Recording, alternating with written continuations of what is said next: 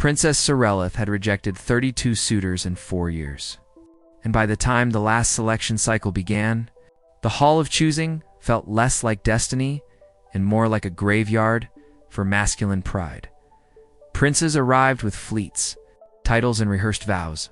They praised her beauty, her throne, her bloodline, and one by one, she dismissed them with the same cool precision that had made her famous across the inner reach. Some called her impossible, some called her arrogant. Some whispered that no heart could still be alive behind such calm eyes. Seralyth let them whisper. Because she was tired of men who came to possess her future and called it love, then the great silver doors opened for the final name on the registry, and laughter spread through the chamber before the herald had even finished speaking.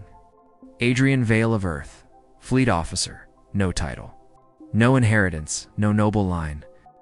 The human entered alone in a dark coat with a small silver earth emblem at the collar. No banners, no musicians.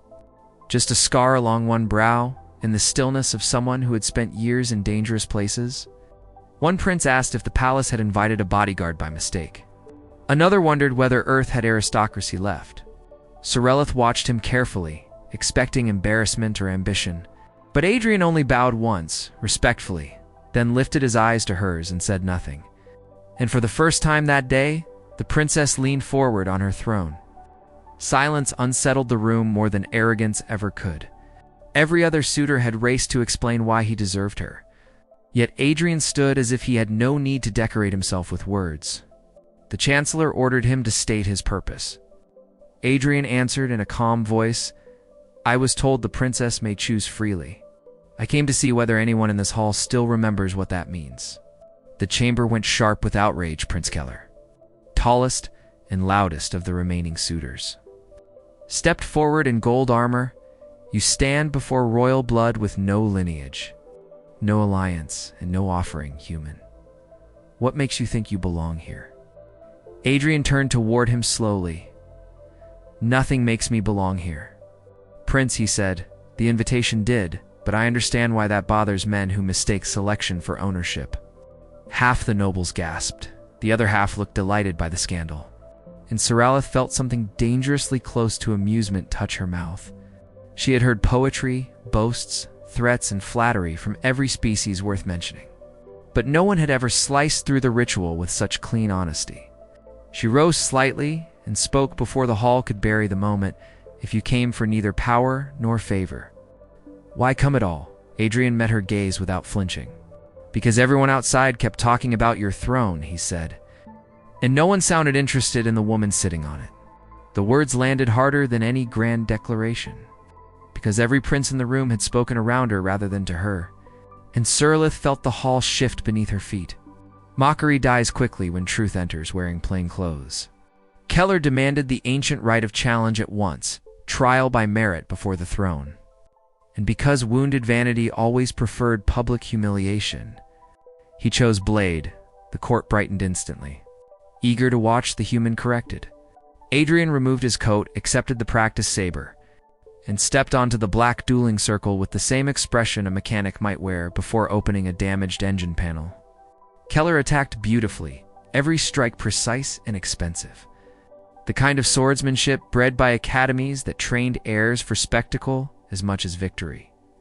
Adrian yielded ground, blocked narrowly, absorbed the rhythm, and Seralyth saw the difference before anyone else did.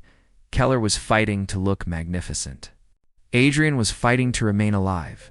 There was no waste in him. No flourish, only efficiency. Keller pressed harder. Anger making him broader, easier to read. Adrian grew quieter with every exchange. Then, in one brutal motion, he stepped inside a sweeping strike. Locked Keller's wrist, tore the saber free, and set the dull edge against the prince's throat. The hall erupted in disbelief. Keller froze in humiliation, but Adrian did not savor it. He lowered the blade first, stepped back first, and spared the prince the final disgrace he had earned. And that restraint struck Seralyth harder than the victory itself. Strength could win a duel, she thought, but only character could refuse to humiliate a beaten enemy in a room begging for blood. That was when the princess understood why the human had unsettled her from the moment he entered. He was not silent because he was timid. He was silent because he did not need noise to feel substantial. While the suitors around him began unraveling, accusing him of trickery and manipulation, Adrian returned to stillness, as if their outrage belonged to another world. Seralyth descended from the throne alone, crossed the hall through a storm of whispers, and stopped in front of him close enough to see the scars on his hands. "Tell me the truth," she said softly. "If I chose you, what would you do now?" Even the ministers leaned forward, waiting for the human at last to beg, boast, or promise the stars. Adrian answered with the same steadiness he had worn. "I would stand beside you. I would tell you the truth when others won't. I would never ask you to become smaller so I could feel larger. And if danger came, I would step toward it before I ever asked you to." Something inside Seralyth gave way at last, because every prince before him had offered fleets, treaties, heirs, dominion, all the polished currencies of power. And this man had offered partnership without possession. She took his hand before the court, before the nobles, before the furious princes and the stunned relay audience watching across 100 worlds. The chamber exploded, yet her voice cut through it clean as steel. "I rejected crowns because they came seeking to own me. I rejected princes because they loved the throne more than the woman upon it. This human entered my hall with no empire behind him, no vanity before him, and more honor in his silence than all your speeches combined."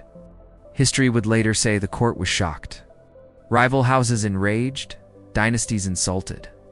But those who stood in the hall of choosing that day remembered it more simply.